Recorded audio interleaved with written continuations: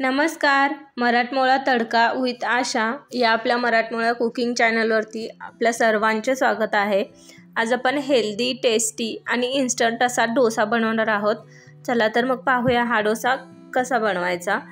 त्यासाठी मी सर्वप्रथम एक बाउल घेतलेला आहे आणि त्याच्यामध्ये 1 वाटी तांदळाचं पीठ घेतलेलं आहे. जर तुमच्याकडे तांदळाचं पीठ नसेल तर तुम्ही आपला तांदूळ घरामध्ये असतो तो मिक्सरला बारीक करून त्याचं पीठ बनवून घेतलं तरी काहीच हरकत नाही, तेही पीठ याला वापरू शकता. त्यानंतर याच्यामध्ये बारीक चिरलेली मिरची व कोथिंबीर बारीक चिरून घेतलेली आहे तीही टाकून घेतलेली आहे. आणि त्यानंतर मी 1 बीट किसून घेतलेला आहे तेही आपण याच्यामध्ये ॲड करून घेऊया. बीटच्या ऐवजी तुम्ही पालक पण टाकू शकता. त्यानंतर अर्धी वाटी याच्यामध्ये मी बारीक रवा घेतलेला आहे आणि चवीपुरतं मीठ. आणि तुमच्याकडे जर बारीक रवा नसेल, जाड रवा असेल तर जाड रवा आहे तो मिक्सरला फिरवून तो बारीक करून तोही याच्यामध्ये ॲड करू शकता. किंवा रवाच नसेल तर तुम्ही गव्हाचं पीठही याच्यामध्ये ॲड करू शकता, काहीच हरकत नाही, टेस्ट अगदी छानच लागते. हे आपण छान सगळं मिक्स करून घ्यायचं आहे आणि याचं बॅटर बनवून घ्यायचं आहे. तर बॅटर बनवण्यासाठी मी साधारणतः 1.5 वाटी याच्यामध्ये पीठ घेतलेलं आहे तांदळाचं आणि रवा. तर याच्यामध्ये 3 ते 3.5 वाटी पाणी ॲड करून घ्यायचं आहे. आपलं हे बॅटर थोडंसं पातळच ठेवून घ्यायचं आहे. आणि तुम्हाला डोश्याच्या ऐवजी जर उत्तप्पा बनवून घ्यायचा असेल तर याच्यामध्ये 2.5 ते 3 वाटी पाणी पुरेसं होईल. त्याच्याने तुम्ही छान उत्तप्पा पण बनवू शकता. आणि क्रिस्पी डोसा जर हवा असेल तर बॅटर थोडंसं पातळ बनवावं लागेल. त्यासाठी 3 ते 3.5 वाटी पाणी याला डोशासाठी लागेल. आता हे छान आपण मिक्स करून घ्यायचं आहे.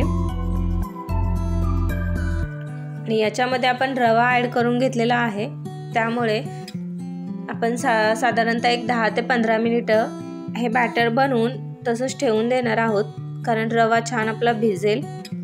आणि जर तुम्ही घरीच तांदळाचं पीठ मिक्सरवरती बनवून घेतलं आणि थोडंसं जर तांदळाचं पीठ जाडसर राहिलं तर याच्यामध्ये तुम्ही गव्हाचं पीठ अर्धी वाटी ॲड करून घ्यायचं आहे, जेणेकरून याला बाइंडिंग छान येईल.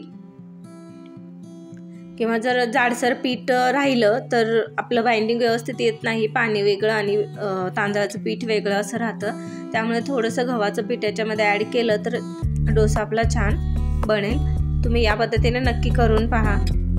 आणि जर पिठाच्या गिरणीमध्ये दळून आणलेलं तांदळाचं पीठ असेल तर काहीच हरकत नाही, तेही याच्यामध्ये ॲड केलं तरी पुरेसं आहे.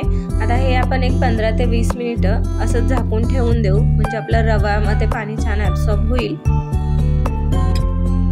आता 15 ते 20 मिनिटानंतर तुम्ही पाहू शकता आपलं हे बॅटर छान तयार झालेलं आहे.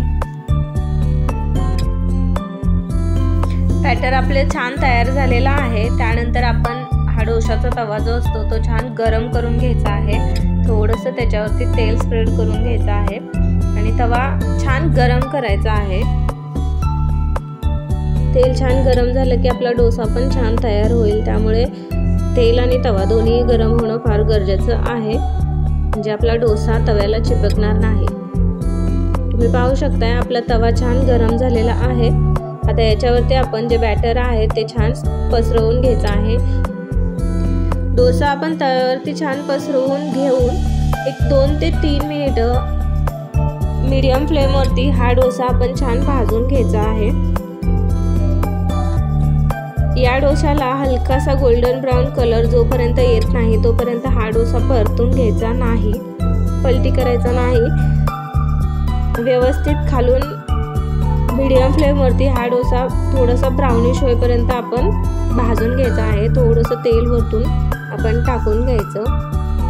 अगदी इन्स्टंट तयार होणारा डोसा आहे.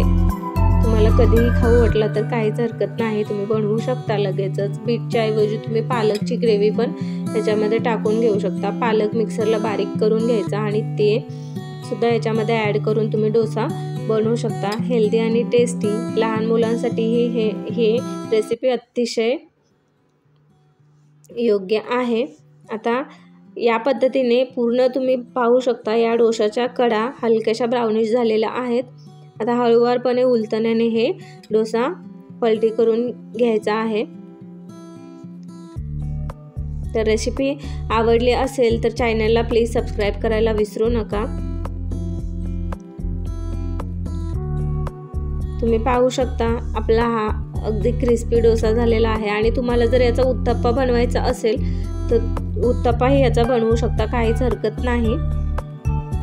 तुम्ही पाहू शकता आपला डोसा हा किती क्रिस्पी झालेला आहे आणि अगदी कमी वेळात घरच्या साहित्यात तयार होणारा आहे।